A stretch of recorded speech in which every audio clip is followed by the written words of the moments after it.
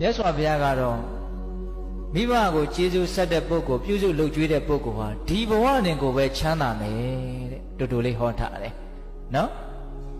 ဒုက္ခမေတ္တယတာလောကိယထောပိတ္တယတာဒုက္ခအမိကိုလှုပ်ကြွေးပြုစုတဲ့ပုဂ္ဂိုလ်အဖကိုပြုစုလှုပ်ကြွေးတဲ့ပုဂ္ဂိုလ်ဒီဘဝနဲ့ကိုချမ်းသာလိမ့်မယ်တဲ့အဲ့ဒါအခုဒီခေတ်မှာမိဘကိုပြုစုလှုပ်ကြွေးလို့ချမ်းသာဒုက္ခနဲ့ပြည့်စုံကြတဲ့လူတွေအများကြီးရှိတယ်လက်တွေ့နော်လက်တွေ့နော်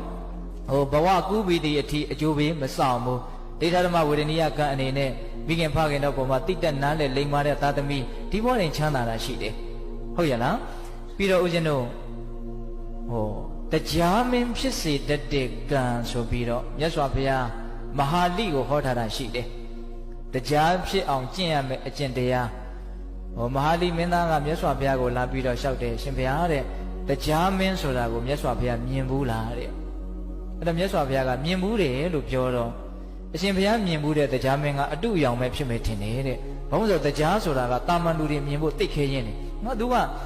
တရားကိုဘုရားတဲ့မြတ်တော်အထင်ကြီးသေးသလားမသိဘူးသိလားအဲ့ဒီမဟာလိဖြစ်နေပုံကအဲ့ဒီမှာမြတ်စွာဘုရားကမဟာလိကိုပြောတယ်တရားမင်းကိုငါမြင်လဲမြင်ဘူးတဲ့တရားဖြစ်အောင်ဘယ်လိုလုပ်ရမယ်ဆိုတာလဲငါကောင်းကောင်းသိတယ်တဲ့တရားအကြောင်းငါအကုန်လုံးသိတယ်အဲ့ဒီမှာတရားဖြစ်အောင်ကျင့်ရမယ်ကျင့်စဉ်ဆိုတာထဲမှာမိခင်ဖခင်ကိုကျွေးမွေးရမယ်ဆိုတာတစ်ချက်ပါတယ်ဟုတ်ရလားဒါဦးဇင်းတို့မိဘနဲ့ပတ်သက်ပြီးတော့စုဆောင်းထားတာလေးပေါ့လေပြီးတော့သုဝဏသမ္မဇတ်ထဲမှာမိဘကိုပြုစုလုပ်ကြွေးတဲ့ပုဂ္ဂိုလ်များနတ်တွေကတောင်ဆေးကုတယ်လို့ဒါရိုက်ပါဠိတော်ထဲမှာဟောထားတာရှိတယ်အဲ့ဒါပြီးတဲ့ဘောတော်ကောင်းတို့ကိုယ့်ဘဝမှာအခက်အခဲအကျက်တေးတွေဆိုတာ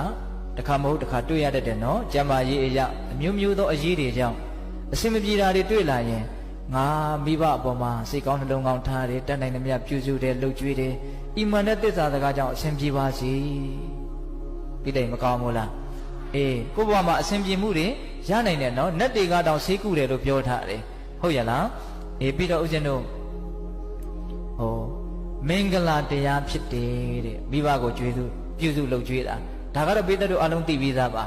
အဲ့တော့မင်္ဂလာဆိုတာဘာတုံးဆိုတော့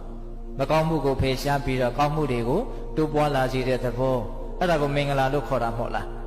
အဲ့တော့မိဘကိုပြုစုလုပ်ကြွေးတယ်ဆိုရင်ဦးဇင်းတို့စိတ်ထဲမှာသဘောပေါက်တာကတော့